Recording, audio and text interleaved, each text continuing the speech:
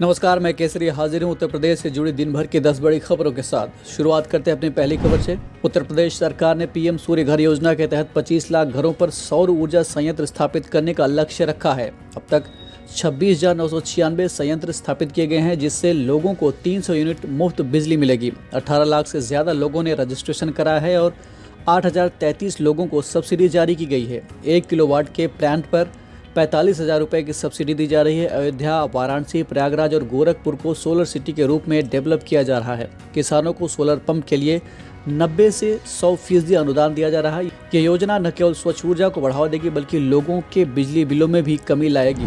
बढ़ते अपने अगली खबर की ओर। 15 अगस्त को लाल किले पर होने वाले ध्वजारोहण समारोह में उत्तर प्रदेश की 8 ड्रोन दीदियां शामिल होंगी। इनमें बाराबंकी की विद्युत सखी राजश्री शुक्ला प्रमुख हैं। उन्होंने 3 वर्षों में 42,953 उपभोक्ताओं के बिल जमा कराकर 8.86 करोड़ रुपए का राजस्व जुटाया। अन्य प्रतिभागियों में वाराणसी, अयोध्या, सीतापुर, अमेठी, बिजनौर और खीरी की महिलाएं शामिल हैं। यह कार्यक्रम ग्रामीण महिलाओं के सशक्तिकरण और उनकी उपलब्धियों को राष्ट्रीय मंच पर प्रदर्शित करने का अवसर प्रदान करेगा। देश भर से कुल 75 ड्रोन दीदियां इस ऐतिहासिक क्षण की साक्षी बनेंगी। बढ़ते अपने तीसरी खबर की ओर। उत्तर प्रदेश के बेसिक शिक्षा विभाग ने शारदा कार्यक्रम के तहत एक महत्वपूर्ण पहल की है। स्कूल न जाने वाले 6 से 14 वर्ष के बच्चों को शिक्षित करने के लिए रिटायर्ड शिक्षकों को मानदेय पर रखा जाएगा। जहां 5 से अधिक ऐसे बच्चे होंगे, वहां रिटायर्ड शिक्षकों को 6,000 रुपये मासिक मानदेय पर नियुक्त किया जाएगा। ये शिक्षक 9 महीनों तक बच्चों को विशेष शिक्षा देंगे, जिससे वे मुख्य धारा की शिक्षा से जुड़ सकें। चयन प्रक्रिया ब्लॉक स्तर पर समिति द्वारा की जाएगी। यह कदम न केवल शिक्षा के अधिकार को सुनिश्चित करेगा, बल्कि अनुभवी शिक्षकों के ज्ञान का लाभ भी वंचित बच्चों को मिलेगा। बढ़ते अपने अगले खबर की ओर। उत्तर प्रदेश में राष्ट्रीय शिक्षुता संवर्धन योजना ने युवाओं के लिए रोजगार के नए द्वार खोले हैं। बीते 6 वर्षों में 2,18,033 युवाओं ने इस योजना का लाभ उठाया, जिसमें 1,85,123 पुरुष और 32,608 महिलाएं शामिल हैं। प्रदेश सरकार ने इस योजना को प्रायोरिटी देते हुए 51.72 करोड़ रुपए की धनराशि जारी की, जिसमें से 46.85 करोड़ रुपए सीधे युवाओं के खातों में भेजे गए। प्रदेश में 431 स्थानों पर अप्रेंटिसशिप मेले आयोजित किए गए, जिनमें 31,273 लोगों और 1,873 प्रतिष्ठानों ने हिस्सा लिया। ये योजना न केवल युवाओं को ट्रेन कर रही है, बल्कि उन्हें रोजगार के लिए तैयार कर रही है। इससे प्रदेश सरकार के विकास में महत्वपूर्ण योगदान मिल रहा है और युवाओं को आत्मनिर्भर बनने का अवसर मिल रहा है। बढ़ते अपने अगली खबर की ओर। विनेश फोगाट के पेरिस ओलंपिक फाइनल से बाहर होने पर राजनीतिक नेताओं के साथ साथ पूरे देश ने उनका समर्थन किया है। यूपी के मुख्यमंत्री योगी आदित्यनाथ ने कहा कि पूरा देश उनके साथ है और वे जल्द ही मजबूत होकर वापसी करेंगी। समाजवादी पार्टी के अध्यक्ष अखिलेश यादव ने इस मामले में साजिश की आशंका जताते हुए गहरी जांच की मांग की। वहीं पीएम मोदी ने भी विनेश को भारत का गौरव बताते हुए हौसला दिया। विनेश फोगाट, जो ओलंपिक फाइनल में पहुंचने वाली पहली भारतीय महिला पहलवान बनी थी, उनको 50 किलो वर्ग में वजन अधिक होने के कारण अयोग्य घोषित कर दिया गया। इस घटना ने पूरे देश को शॉक में डाल दिया, लेकिन नेताओं का समर्थन ये दिखाता है कि देश विनेश के साथ एकजुट है और उनकी वापसी का इंतजार कर रहा है। बढ़ते अपने अगली खबर की ओर। बांग्लादेश में जारी हिंसा और राजनीतिक अस्थिरता के बीच उत्तर प्रदेश के कई श्रमिक भी वहां फंस गए हैं।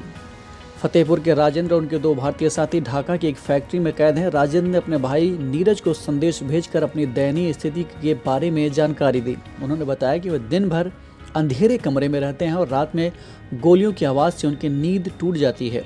राजेंद्र 27 जून को बेहतर रोजगार के लिए ढाका गए थे। उनके साथ पश्चिम बंगाल और बनारस के 2 अन्य श्रमिक भी हैं। यह स्थिति न केवल फंसे हुए श्रमिकों के लिए, बल्कि उनके परिवारों के लिए भी भावनात्मक रूप से कष्टदायक है। भारतीय अधिकारियों से इन श्रमिकों की सुरक्षा और वापसी सुनिश्चित करने की अपील की जा रही है। बढ़ते अपने 7वें खबर की ओर। उत्तर प्रदेश सरकार साइबर सुरक्षा को मजबूत बनाने के लिए एक नया तंत्र यूपी सर्ट इन स्थापित करने जा रही है। यह संस्था केंद्र सरकार के सर्ट इन की तर्ज पर काम करेगी और सरकारी वेबसाइट, ऐप और पोर्टल्स को साइबर हमलों से बचाएगी। इसके लिए उत्तर प्रदेश साइबर सिक्योरिटी नीति 2024 का मसौदा जल्द ही कैबिनेट में पेश किया जाएगा। ये पॉलिसी न केवल सरकारी डिजिटल संपदा की रक्षा करेगी, बल्कि करोड़ों लाभार्थियों के संवेदनशील डेटा को भी सेफ रखेगी। यूपी सर्ट इन साइबर खतरों का एनालिसिस करेगी, अलर्ट जारी करेगी और हमले की स्थिति में टेक्निकल गाइडेंस भी प्रदान करेगी। बढ़ते अपने 8वीं खबर की ओर। उत्तर प्रदेश के HBTU के वैज्ञानिकों ने एक खास शोध में पाया है कि बुंदेलखंड की काली कपास मिट्टी भूजल को पोल्यूशन से बचाने में काफ़ी इफेक्टिव है। प्रोफेसर अभिषेक दीक्षित के नेतृत्व में किए गए इस अध्ययन ने यह बताया है कि ये मिट्टी कूड़े के ढेरों से निकलने वाले जहरीले लीचिट को भूजल तक पहुंचने से रोकती है। ये शोध कानपुर के डंपिंग सेंटर पर 8 साल तक चले अध्ययन पर आधारित है। वर्तमान में उपयोग किए जाने वाले महंगे जियोटेक सिंटिक लाइनर्स की तुलना में बुंदेलखंड की मिट्टी से बना मटेरियल कम खर्चीला और अधिक प्रभावी है। यह खोज न केवल भूजल संरक्षण में मददगार साबित होगी बल्कि कचरा प्रबंधन की समस्या का भी एक किफ़ायती समाधान पेश करती है। इस शोध को यूके के प्रतिष्ठित जर्नल जियोटेक्निकल इंजीनियरिंग में पब्लिश किया गया है, जो इसकी वैज्ञानिक सिग्निफिकेंस को दिखाता है। बढ़ते अपने नवे खबर की ओर। मुख्यमंत्री योगी आदित्यनाथ ने उत्तर प्रदेश के सभी 75 जिलों में आरोग्य मेला लगाने का निर्देश दिया है।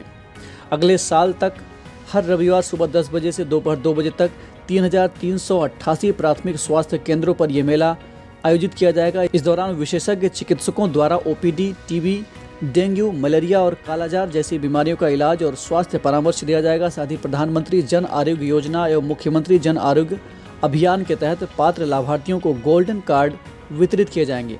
गर्भावस्था, प्रसवकालीन सेवाएं और बच्चों के टीकाकरण की सुविधाएं भी दी जाएंगी। अगस्त 2024 से जुलाई 2025 तक कुल 1,76,176 आरोग्य मेलों का आयोजन होगा, जिससे लाखों लोगों को लाभ मिलेगा। लेते हैं आज के इस एपिसोड की अंतिम खबर को। उत्तर प्रदेश सरकार लखनऊ स्थित राज्य संग्रहालय के लिए 360 डिग्री वर्चुअल टूर की व्यवस्था करने जा रही है। म्यूजियम एट फिंगर टिप्स परियोजना के तहत लोग अपने गैजेट से संग्रहालय के तमाम आर्टिफैक्ट्स, बिल्डिंग फ्लोर्स और परिसर के अन्य हाइलाइट्स देख सकेंगे। इस काम को पूरा करने के लिए उत्तर प्रदेश संग्रहालय निदेशालय और संस्कृति विभाग ने यूपी डेस्को को इसकी जिम्मेदारी सौंपी है। परियोजना को 90 दिनों में पूरा करने का लक्ष्य रखा गया है। वर्चुअल टूर के दौरान किसी भी ऐतिहासिक कलाकृति पर क्लिक करके नज़दीक से देखा जा सकेगा और विवरण बॉक्स जैसी सामग्री तक पहुंचा जा सकेगा। ये टूर संग्रहालय के हॉल और गैलरी में घूमने के अनुभव को पैनोरामिक इमेज के जरिए फॉलो करेगा। हाई रेजोल्यूशन 360 डिग्री फोटोग्राफी और वीडियोग्राफी का यूज करते हुए ये टूर डेस्कटॉप, लैपटॉप, टैबलेट और स्मार्टफोन से एक्सेस किया जा सकेगा। तो ये थी आज की उत्तर प्रदेश से जुड़ी दिन भर की 10 बड़ी खबरें। ऐसे ही तमाम जानकारियों के साथ बने रहिए हमारे साथ। देखते रहें और करते रहें बातें यूपी की।